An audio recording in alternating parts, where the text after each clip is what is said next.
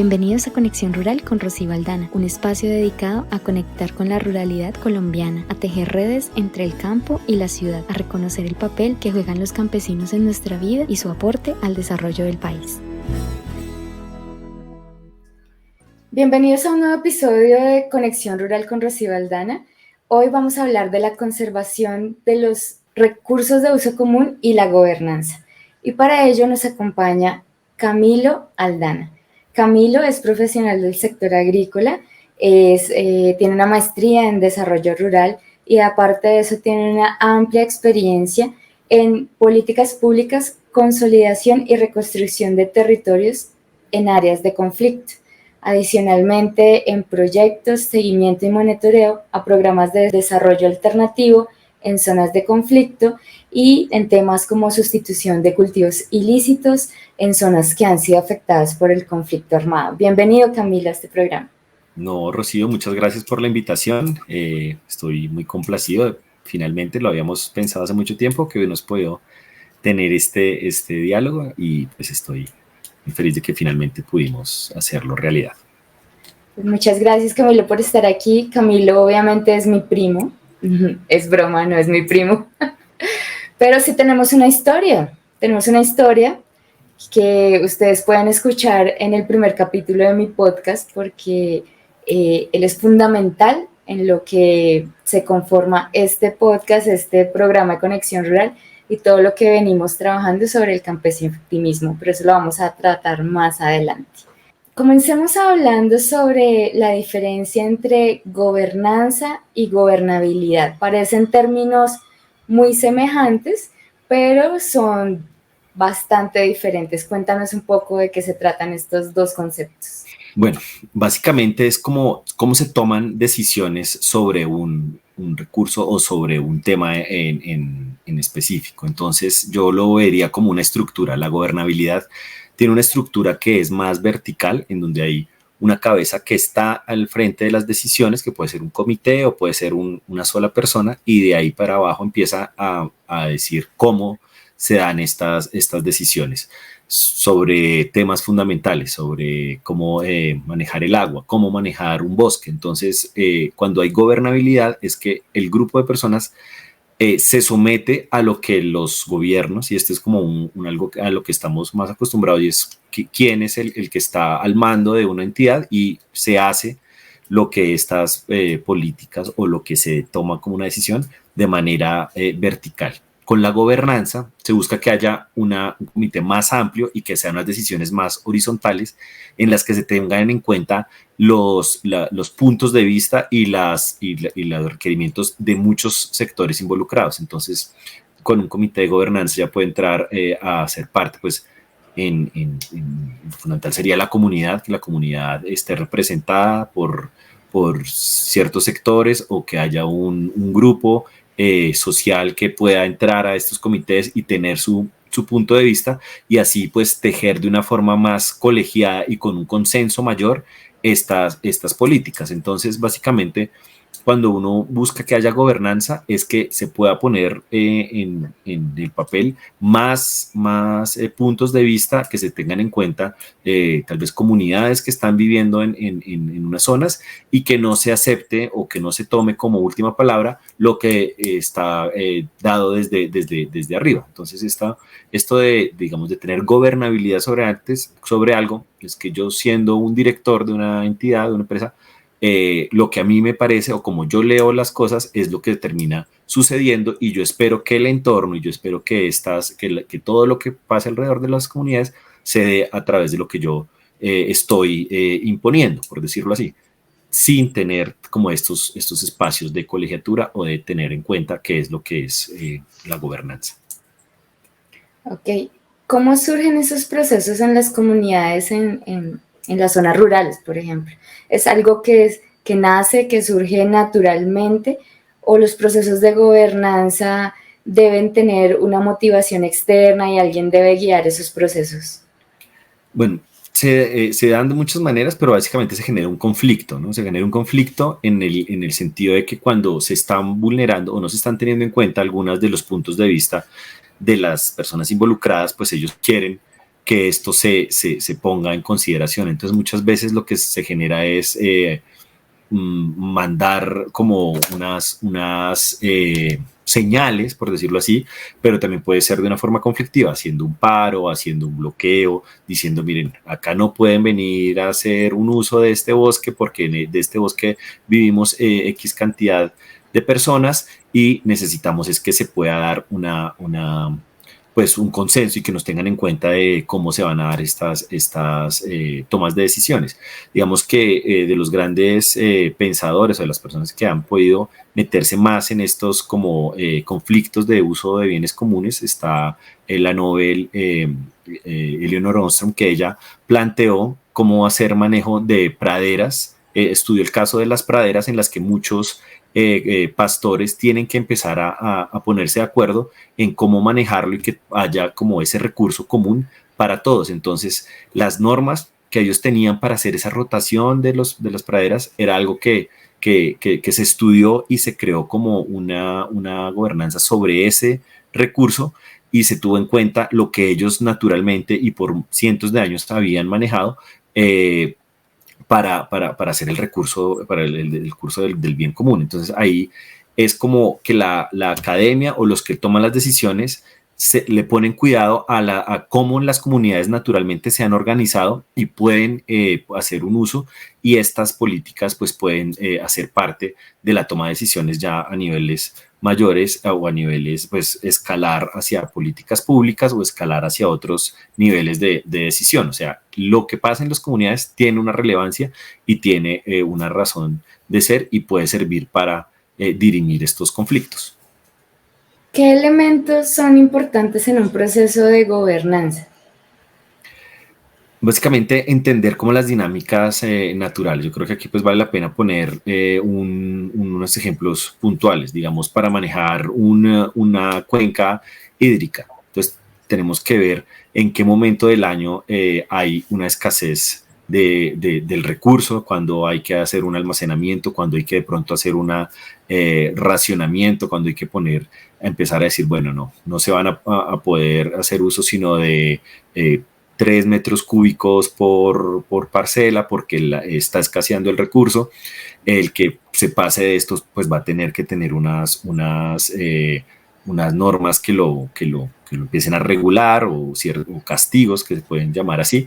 Y en estos casos pues las normas para regir esto tienen que estar pues claramente estipuladas y tienen que ser de conocimiento de todos. Entonces aquí en esos casos cuando la posibilidad de participar en esta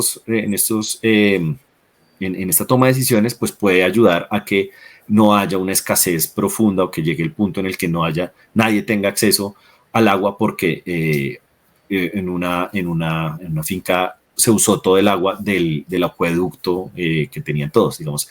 Conocer las dinámicas naturales, conocer cómo funciona esto, pues es lo que permite que las normas empiecen a regir y puedan hacerse de conocimiento de todos.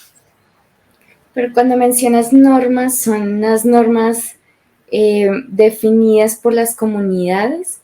¿O cómo surge ese proceso de definir cuál es la necesidad y cómo es esa autorregulación dentro de las comunidades para que se dé ese proceso horizontal de un gobierno diferente frente al uso de los bienes comunes?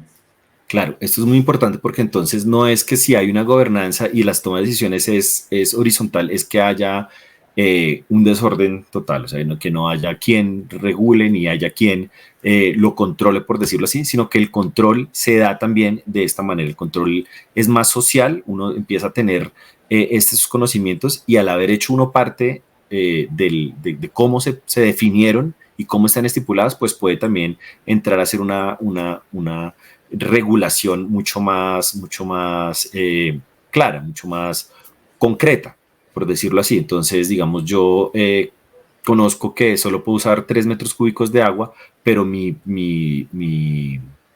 plantación necesita 10. Entonces, no lo hago arbitrariamente, ni lo digo, bueno, no me importa lo que piensen los demás y lo voy a hacer sin importarme, sino que ya conozco la norma y me empezar a regular y decir, bien, yo necesito 10, voy a pagar un poco más o voy a tener ¿cómo me pueden ustedes de cierta manera castigar por hacer salirme de la norma? Y digamos que el mismo sistema puede decir, bueno, no, si yo no, otra persona dice, no, yo no necesito los 3, necesito uno. Si él me da algo a cambio, si me da una retribución económica, le puedo prestar mis metros cúbicos y regularse de esa manera, conociendo las normas y haciéndolas de participación y de uso común. Y entonces pareciera que sí existe un diálogo entre las normas, digamos, desde la institucionalidad y lo que se regula en una gobernanza, porque por poner el ejemplo, con el uso del agua, que es un bien común, un recurso de uso común, están unas normas definidas para un uso, pero cómo entonces se genera un proceso de gobernanza con ese recurso que ya tiene una normatividad establecida.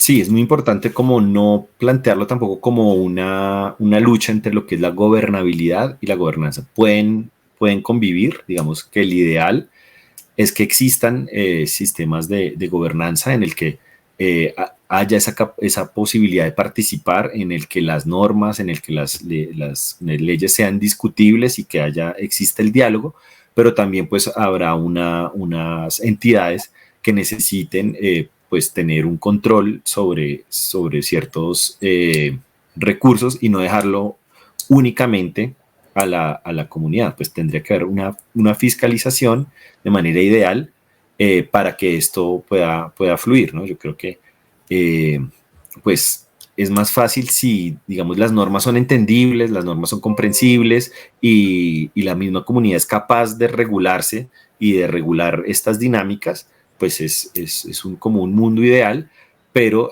sin desconocer pues también que haya algunas políticas y que también haya unas entidades que estén en capacidad pues de rendir cuentas. ¿Qué está pasando con por decir algo, con un distrito de riego? ¿Qué está pasando con la laguna X? Vemos que está sobreexplotando, ya no están cogiendo la misma cantidad de peces que se cogían antes.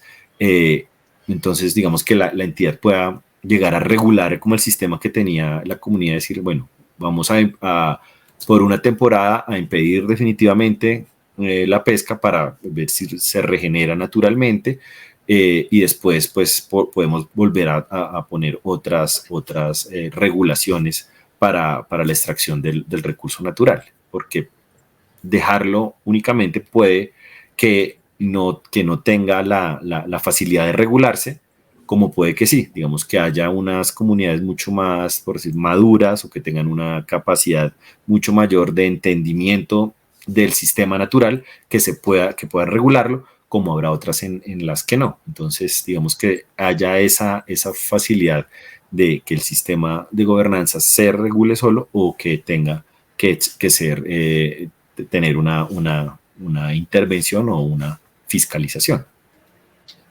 Ok, entonces un sistema de gobernanza podría servir de apoyo a, al cumplimiento de ciertas normas eh, para que la comunidad se apropie y también pueda generar retroalimentación frente a las normas en los territorios. Lo que tú decías, no son incompatibles los dos sistemas, por decirlo de alguna forma. Exacto, no son incompatibles y también tienen que ser dinámicos, ¿no? De pronto las normas demasiado rígidas no se acomodan a un cambio en el uso o digamos ahora que se puede presentar por las mismas dinámicas naturales, por el calentamiento global o por la escasez de algunos recursos o porque no se da un relevo generacional por muchas dinámicas, no se da como esa estabilidad, tiene que empezar a ajustarse a las nuevas condiciones. Eso es como una de las reglas generales, ¿no? También, pues, Digamos que al estar uno metido en un sistema natural, pues está también sujeto a cómo son las cotas de lluvia, si hay un fenómeno de demasiada lluvia o un fenómeno de sequía.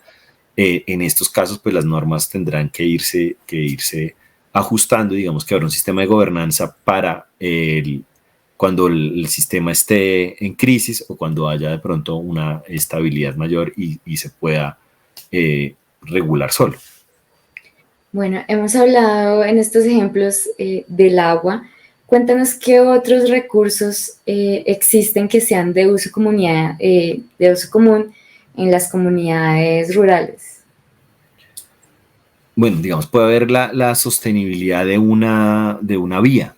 Se puede tomar como también crear un sistema de gobernanza, entonces, o un tejido eléctrico o una red de tuberías. Entonces, digamos que en estos casos hay unas ciertas normas que se empiezan a crear dentro de la comunidad. Es decir, bueno, vamos a tener cada uno por delante de su parcela, de su finca, que mantener los desagües limpios y tener siempre que para evitar que se empiece a desgastar la vía y digamos, si se empieza a dañar en un punto, va a afectar a los que están más lejos. Digamos que estos también pueden verse como bienes de uso común en los que se empiecen a hacer unas normas para su sostenibilidad y para que los directamente relacionados con esta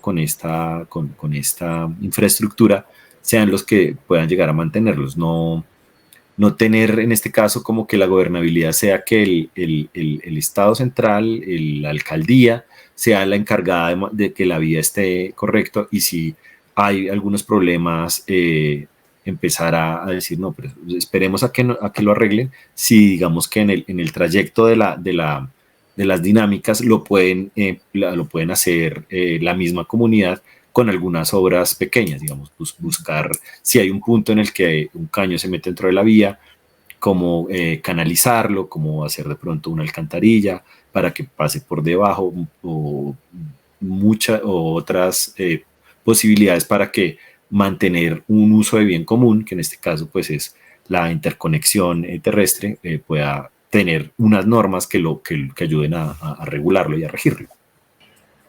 Si nos situamos en un sistema agroalimentario, ¿cuáles serían esos bienes de uso común más que permitan una gobernanza en las comunidades? Yo creo que es el más claro y digamos el más vital es el agua. Digamos que tener una canalización, un acueducto veredal que funcione, que tenga unas capacidades en que esté en cualquier momento del año en capacidad de llevar el recurso hídrico, pues es fundamental, es clave.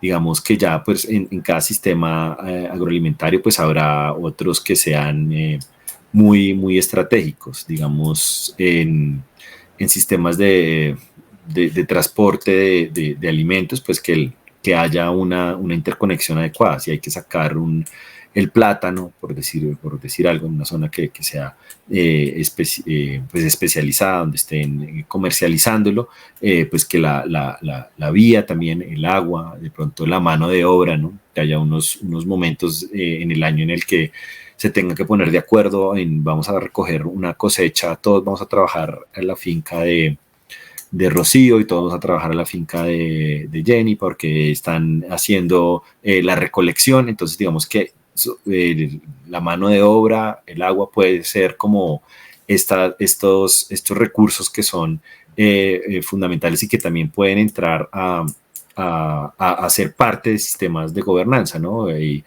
Es bien conocido que en algunos sectores rurales de Colombia el sistema de mano cambiada, de hacer mingas, de ir a trabajar juntos en un lugar y que después se vaya rotando, pues son sistemas que digamos, no tienen una regulación estatal así, pero que han funcionado y que siguen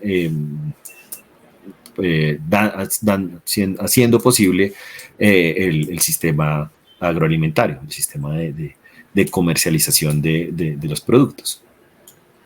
¿Tú has tenido experiencias con el tema del recurso hídrico y pues con todos estos elementos que ayudan al sistema agroalimentario? ¿Cómo se produce o cómo se genera un sistema de gobernanza del recurso hídrico en Colombia, por ejemplo?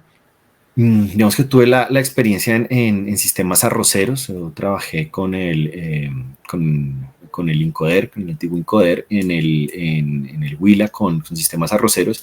Y aquí el manejo del agua pues es fundamental, ¿no? Ellos en un momento del año, según planeen sus cosechas, necesitan que las acequias digamos son canales que pasan por todas las fincas y que van irrigando y van haciendo lo manejan con anegación, ¿no? Entonces necesitan muchísima agua para inundar prácticamente las parcelas para la producción de arroz.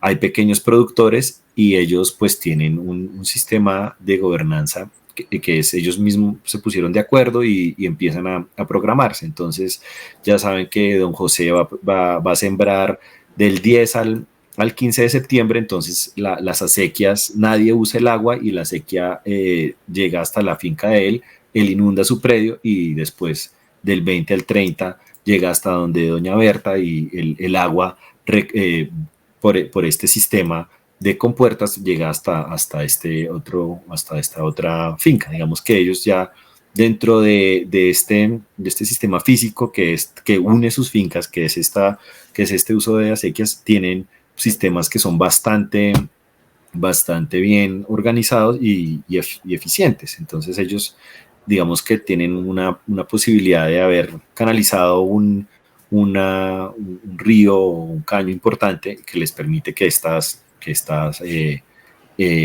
pues que el agua no sea suficiente para que todos puedan hacer esta práctica que pues para muchos es como un uso muy irracional del agua, que es inundarla, pero pues digamos que culturalmente y pues agronómicamente es como se maneja el cultivo del arroz. Entonces digamos que en estos casos pues un aporte que puede ser muy importante la planeación rural de un país es empezar a hacer sistemas de riego un poco más especializados, de pronto con bombas, con contadores de agua, que empiece a tener como una racionalidad mayor este uso del recurso, pero digamos que uno puede recorrer extensiones del Huila, del Tolima, digamos que es la posibilidad que yo tuve de conocer, y ve que estos sistemas,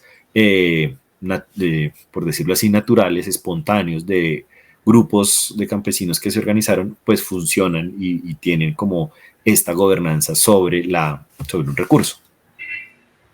Y en ese caso, acá estamos hablando de unos sistemas de riego, pero también existen distritos de riego. Con los distritos de riego también pasa esta situación, o sea, hay distritos de riego que son del Estado, pero hay otros distritos de riego que son privados. ¿Cómo se presenta un sistema de gobernanza frente a un distrito de riego que puede que esté abarcando muchas hectáreas y muchas familias? Sí, están los casos en que, digamos, una comunidad de 15 productores de arroz se puso de acuerdo y ellos mismos diseñaron un distrito y lo ponen a funcionar. Digamos que aquí hacen la asociación de usuarios del Río Negro de Narváez en Paicol, Huila. Ellos tienen ya su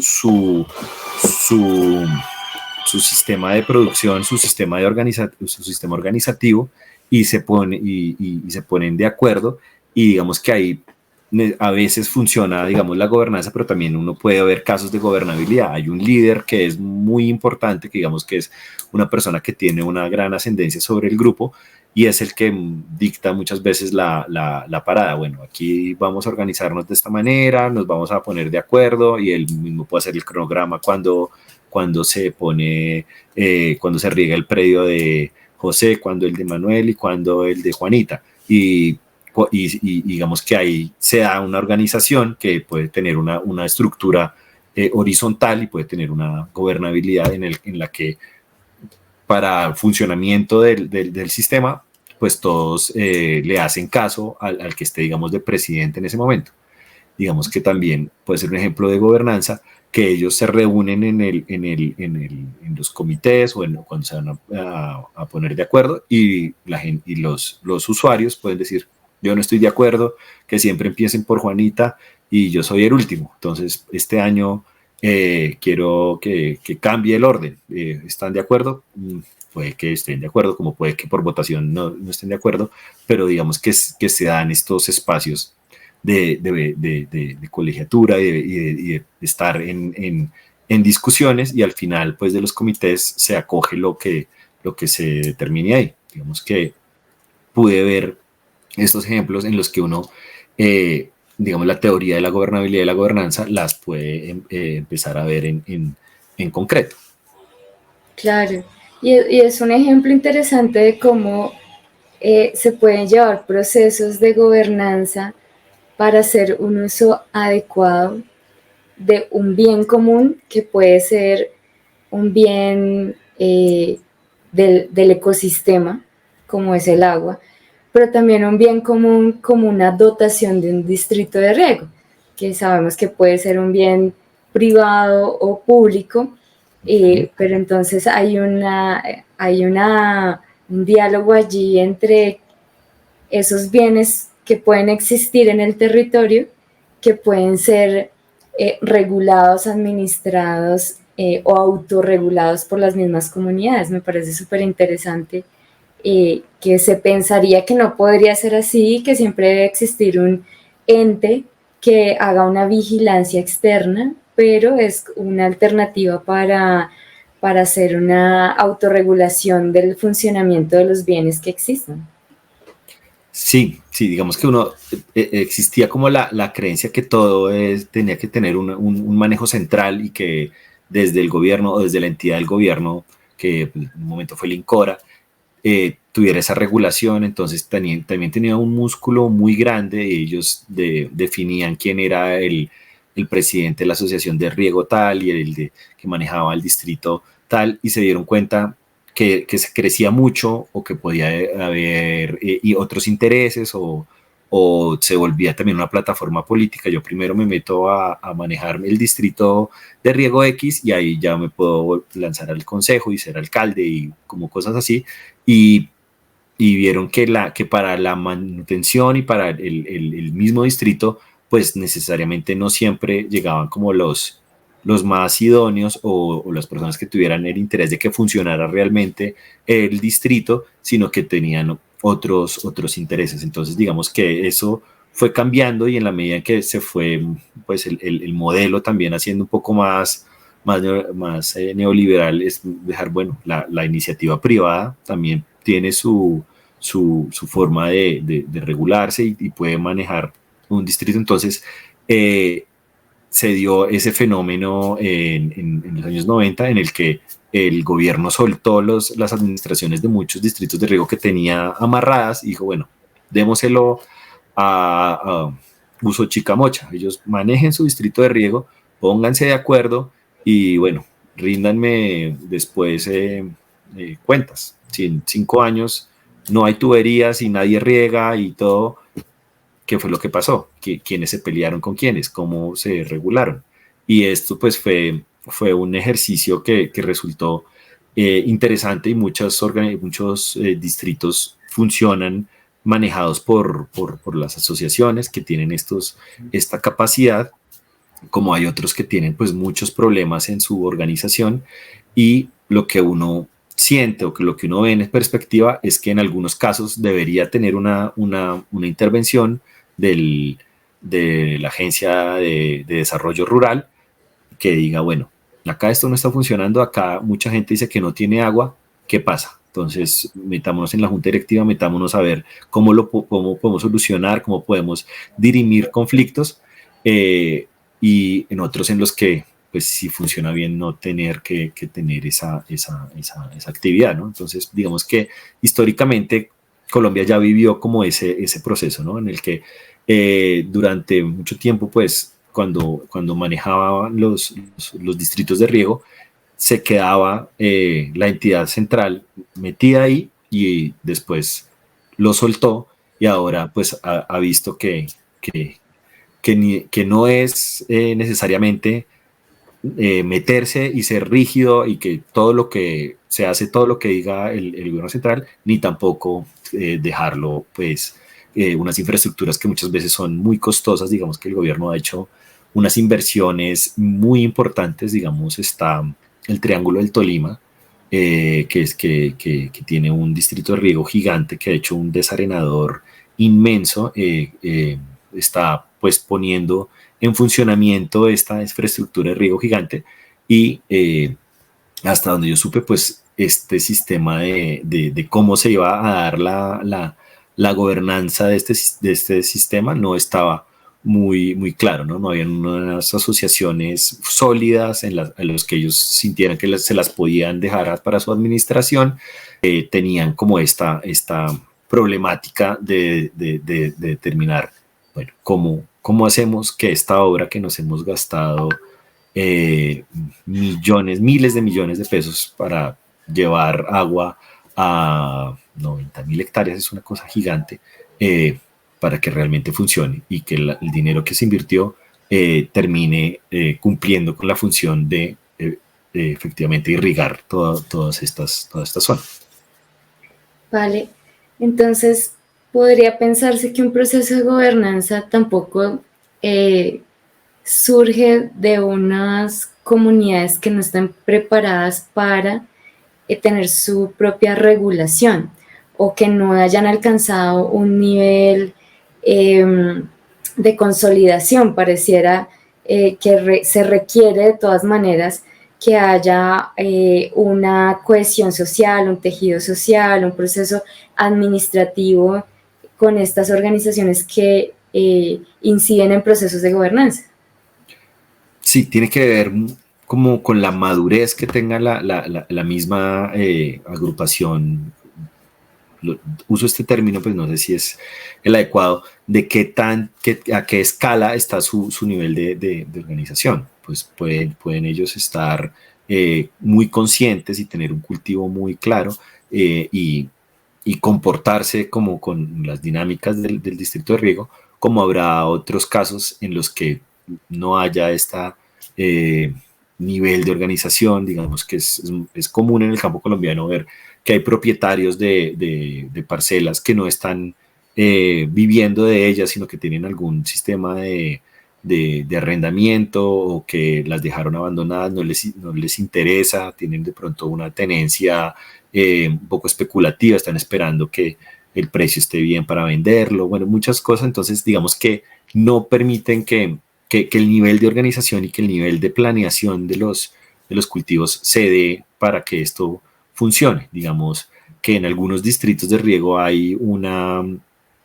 cultura del no pago por las razones. Digamos, en el manejo mismo. Entonces está, bueno, el gobierno le da para irrigar 100 hectáreas, pague 80 pesos por cada hectárea al año para la manutención, para que la tubería funcione, y hay una cultura de no pagar, así sean cosas ínfimas.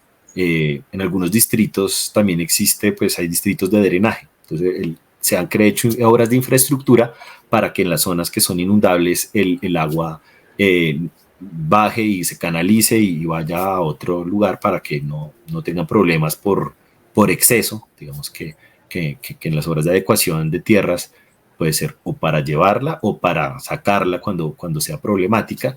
Y en estos es aún más serio en la cultura del no pago. Digamos, no voy a pagar porque el agua se vaya, ¿no? Pues haga que se quede. Digamos, hay como muchas cosas de ese estilo. Digamos que eso afecta la sostenibilidad de muchos sistemas de riego, en la medida en la que al no generar los recursos, y digamos que cuando es el Estado el que lo está manejando, estos problemas son mucho más comunes. Existen también pues en sistemas privados, en los que no hay cómo forzar o hacer que estos pagos para los recursos se den. Vale. Bueno, ¿qué otro ejemplo nos puedes comentar de sistema de gobernanza con otro recurso de uso común en Colombia?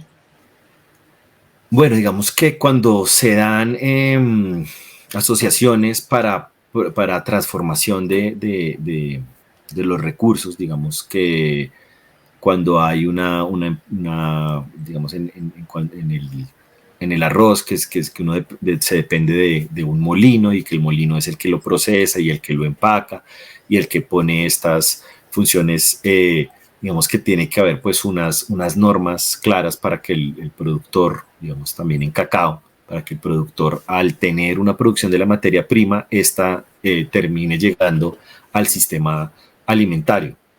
Entonces ahí tiene que haber pues una gobernanza y unas normas claras de cómo debe funcionar el sistema. Digamos, a mí me van a comprar el grano si está con un porcentaje de,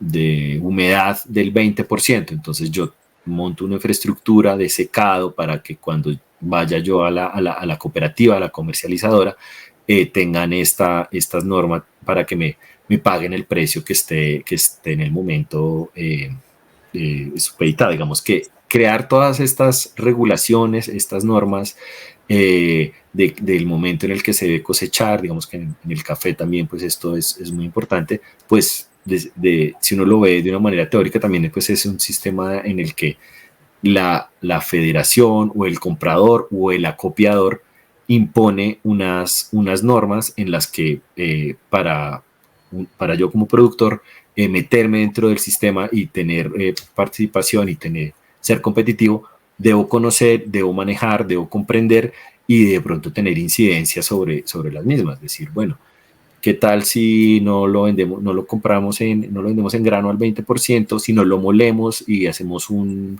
polvo de cacao y este polvo no me lo paga la libra a 5.000 pesos, me la paga a 50.000, cualquier cosa, digamos. Esta capacidad para tener una interlocución con los comercializadores, con los acopiadores, pues puede también hacer parte de un sistema de gobernanza en la que los productores empiecen a crear estrategias para que el producto que estén sacando pues tenga un valor mayor al momento en el que se pueda comercializar.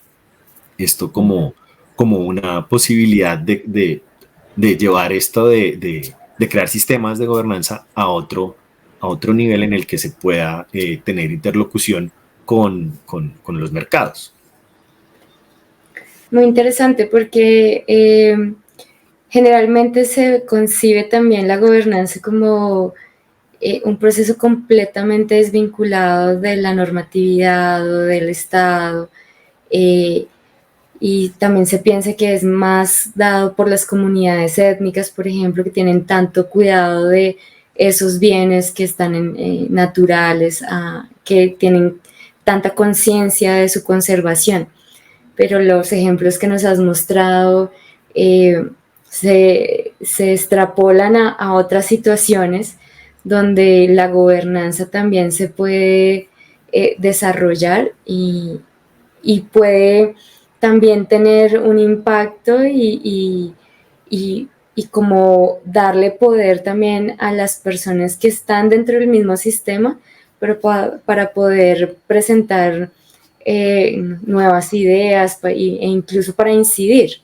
Claro, digamos, hacer los sistemas más dinámicos, digamos, al tener una estructura demasiado rígida o en la que hay unos pocos actores en los que tienen toda la capacidad de definición, que es un poco lo que se da en el arroz, digamos que hay muy pocos molinos y tienen un monopolio muy grande, y digamos que ya el gran acopiador ha comprado a los pequeños, entonces ya pueden tener diferentes nombres, pero en el fondo siguen siendo de una misma, pues de una misma casa, por decirlo así, de una misma eh, acopiadora, pues el sistema se plantea para que ellos tienen unas ganancias muy buenas, pero el sistema no sea dinámico, el sistema no cambie, no tenga una facilidad para tener innovación, digamos. Entonces la gobernanza permite también que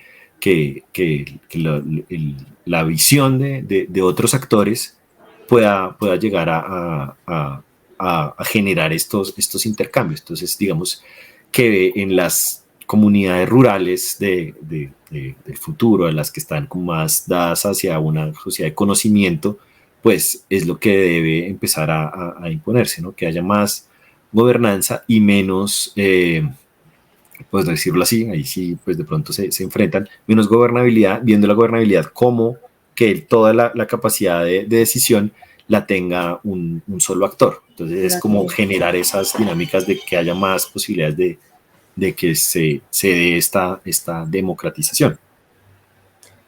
Ese término que se ha vuelto de moda, el término de la democratización, me da pie para preguntarte cómo ves las opciones o las posibilidades de generar más procesos de gobernanza de cara a la nueva visión del gobierno entrante frente precisamente a los temas de tierras, a los temas de la producción agroecológica. ¿Le ves más oportunidad? ¿Cómo podrían las comunidades en este momento incidir con procesos de gobernanza hacia el futuro? Sí, definitivamente hay una nueva perspectiva, ¿no? Digamos que el uso del territorio, la apropiación de los recursos, la forma como se definen políticas sobre los recursos de tierra, tienden a que sea pues comunidades libres y comunidades que tengan capacidades productivas, las que tengan también incidencia, ¿no? Eh, entonces, digamos que la perspectiva que se abre como con un gobierno más progresista es que justamente algunas de estas antiguas como normas que ya estaban implícitas empiecen a tener una nueva perspectiva. Digamos, hay sistemas productivos que son muy rígidos y muy cercanos a la industrialización y esta industrialización pues está cooptada pues, de pronto por grupos económicos muy fuertes que siempre pues el ejemplo más común es el de la caña de azúcar, pues que estas comunidades que trabajen en estos sistemas tengan también pues tengan incidencia en cómo hacer las políticas, en cómo definir los ciclos de producción, los precios, que digamos las ganancias tengan de pronto una capacidad para tener más pues, versatilidad en el gasto, digamos. Lo que sin, pues, se cree o hay la esperanza de muchos grupos sociales es que pues haya una transformación, digamos, en estas fuerzas de poder y que si bien coexiste los sistemas industriales, pues que la participación de comunidades rurales en toma de decisiones, en decidir qué hacer con los territorios, pues también empiecen a pesar, ¿no? Digamos que hay zonas que son muy frágiles ecológica y ambientalmente, en la que la imposición de ciertos modelos de monocultivo pues están afectando la sostenibilidad y están agotando los suelos y están impidiendo que la productividad sea la misma de hace unos años. Hacer una transformación productiva pues es relevante y es importante. Digamos que hay zonas marginales cafeteras también en la que por cambios climáticos la productividad ya no es la de hace unos años y es un fenómeno que se puede empezar a ver con más dramatismo por las dinámicas mismas ecológicas. Entonces, tener la capacidad de no quedarse con un cultivo que esté generando pobreza, que esté generando estas diferencias en rentabilidades, pues también es parte de lo que puede hacer un sistema de gobernanza. Es decir, bueno, dejemos de producir café, el café no es rentable ahorita, empecemos a producir cacao, empecemos a producir un cultivo que sea de una zona un poco más baja de trópico, pues porque se ha dado este cambio ambiental, digamos. La gobernanza permite esta dinamización de que no quedarnos como en cosas rígidas y poder pues, hacer transformaciones. Que también lo definen entonces las mismas comunidades. Claro, que sea una decisión de las comunidades rurales que pues de pronto son las que están, de pronto no, son las que están en el territorio y son las que pueden llegar a hacer esta observación, decir, definitivamente, si seguimos produciendo café, pues no vamos a generar los recursos necesarios para sobrevivir. Entonces, el que vive en el territorio tenga incidencia en los usos del suelo, pues es algo que habla de una sociedad que es capaz de transformarse y de acoplarse a las nuevas realidades. Claro. Tú has tenido una experiencia bastante amplia en los temas de sustitución de cultivos ilícitos. ¿Cómo se dan los procesos de gobernanza en esas situaciones en zonas de conflicto? Digamos que al no haber muchas alternativas y que al no tener, digamos, muy claro el tener un estatus dentro de un territorio, pues es más difícil, ¿no? Lo que yo he visto es que hay mucha, o lo que pude analizar dentro de estas dinámicas, es que hay mucha transhumancia y mucha cultura de no generar un arraigo hacia los territorios. Entonces, esta dinámica de los cultivos ilícitos, al estar también en esta guerra de que lo persiguen y que esta parcela ya va a ser erradicada forzosamente, entonces tenemos que trasladarnos para otro lugar. Al generar como esta movilidad, la incidencia y lo que a uno le termina importando un territorio es más difícil, ¿no? es más complejo. Como, venga, generemos arraigo, que esta sea su parcela, y que aquí en adelante usted siempre pues, esté en estas 20 hectáreas para que sea su hogar, pues es difícil al tener estas dinámicas, ¿no? También pues juega el que pues no hay pues una estabilidad ni un ordenamiento territorial en la que haya como que la tierra sea titulada o que tengan una formalización sobre esta tenencia. Entonces también esto se presta para que haya como este movimiento tan grande. Entonces, lo que dé en este ciclo productivo, voy a hacer mucha plata y me voy para otro lado. Entonces, digamos que no genera como ese arraigo y esa estabilidad, y es pues lo que termina al cultivador no importándole tanto qué es lo que pase con este territorio, ¿no? Esto pues como un ejemplo que no necesariamente pasa en todos los lugares. Hay comunidades que se llevan asentadas ahí y que cambian de cultivo según las dinámicas. Eso también pues se observa. Pero digamos que este es como un ejemplo de lo que, digamos, en algunas regiones como el sur del Meta o en Caquetá o en Putumayo, donde tuve la posibilidad de trabajar, pues observé. Esto quiere decir, o se puede inferir de lo que nos acabas de compartir, que para un proceso de gobernanza es importante tener arraigo por el territorio, un sentido de pertenencia, y que tal vez esas dinámicas que se ven en Colombia de migración forzada y limitan los procesos de gobernanza.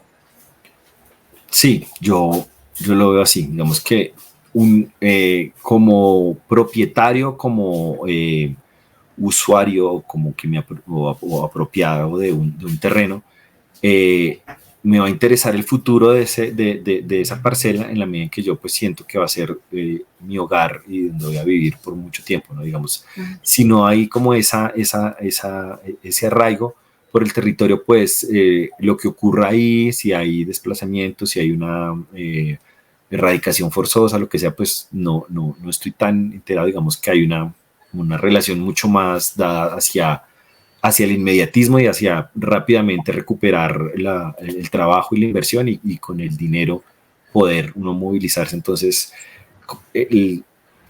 no es tanto digamos, al no tener unas reglas muy claras sobre lo que puede pasar sobre el territorio, pues no me deja de interesar tanto. Claro. Lo veo así. Claro. Bueno, Camilo, en este programa hemos hablado del concepto del optimismo. Ese concepto lo creaste tú Este en la universidad. concepto, sí, digamos que aquí sale a colación que nosotros nos conocimos en la Maestría de Desarrollo Rural de la Universidad Javeriana, ya yo creo que un poco más de 10 años, Y ese concepto que es muy bonito y que nos hizo como un grupo de campesioptimistas, se creó justo en una charla con un profesor, ¿no? Entonces, una compañera muy querida de nosotros, Jenny, hablaba del campesinismo y el no campesinismo, campesinismo y no campesinismo. Entonces, dijo muchísimas veces esta palabra y ahí surgió como transformarlo del campesinismo al campesioptimismo, ¿no? Que lo empezamos a acuñar como, bueno, nos importa la vía campesina, nos importa que haya una producción de alimentos por las manos del campesino y somos optimistas por esta vía. Entonces, ahí se acuñó, pero digamos que la que lo ha exaltado y la que después lo puso en otro nivel, pues definitivamente fuiste tú, Rocío. Sí, y pensando en eso, ¿qué crees que hay alguna oportunidad de que sigamos siendo campesioptimistas hacia el futuro? Con cómo ves esa perspectiva y cómo entra tal vez este proceso de gobernanza con relación a un campesioptimismo. Sí, sin duda. Yo creo que sí, cada vez siento que las normas y la misma Constitución de Colombia quiere empezar a exaltar que el campesino pues es un sujeto especial de derechos y ponerlo en un nivel en el que tiene unos derechos que lo ponen distinto por decirlo así, al habitante de la ruralidad, digamos, de la urbanidad, digamos. Yo como habitante urbano no tengo que tener derecho a la tierra para cultivarla. El campesino sí tiene ese derecho y la forma de vida campesina pues es algo que nos define como país, que nos permite pues tener alimentos en nuestra mesa producidos de manera limpia, producidos de manera sostenible. Y siempre, si le damos la espalda a este modo de vida, pues vamos a estar destinados a ser pues una sociedad que no es viable o sostenible dentro del territorio y que tendremos que de pronto tener más, importar muchos más alimentos porque, o producirlos de una forma demasiado industrial que no es saludable. Entonces, campesino optimista hasta el final. Creo que la forma de vida campesina tiene que sobrevivir, tiene que sobreaguar. De hecho, pues se ve que a pesar de los avatares del sistema, a pesar de que se ve como algo atrasado y como algo que no es moderno, pues ha sobrevivido a todo. Yo creo que sobrevivimos a la pandemia gracias a el trabajo arrojado de los campesinos que no pararon y que estuvieron siempre trayendo alimentos a nuestras mesas. Entonces, creo que aún más estas nuevas perspectivas de las políticas van a exaltar esta forma de vida y a hacerla que sea sostenible y que se mantenga en el tiempo. Entonces, seguiremos siendo campes y optimistas. Espero que tú también, Rocío, no vayas a... Este es un tema muy interesante y es muy práctico saber cómo estos procesos de gobernanza unen precisamente lo que hablamos en este programa, que es como todas esas dinámicas de lo urbano y todas las dinámicas de lo rural que están completamente conectados. Entonces, muchas gracias a ti, Camilo, por ilustrarnos sobre este tema. Esperamos No, me encantó la charla, Rocío. Espero que me vuelvas a invitar a tu canal, que siga creciendo en suscriptores y en vistas y que pues vamos para adelante. Claro que sí. Si alguien quiere ponerse en contacto contigo, averiguar más sobre este tema, ¿en dónde te pueden contactar? Bueno, pues puedo dejar mi correo electrónico, no lo había pensado, pero se me ocurre, es camiloalbertoaldana@gmail.com, es mi correo Perfecto. electrónico. Y nada, una vez más, muchas gracias, Rocío.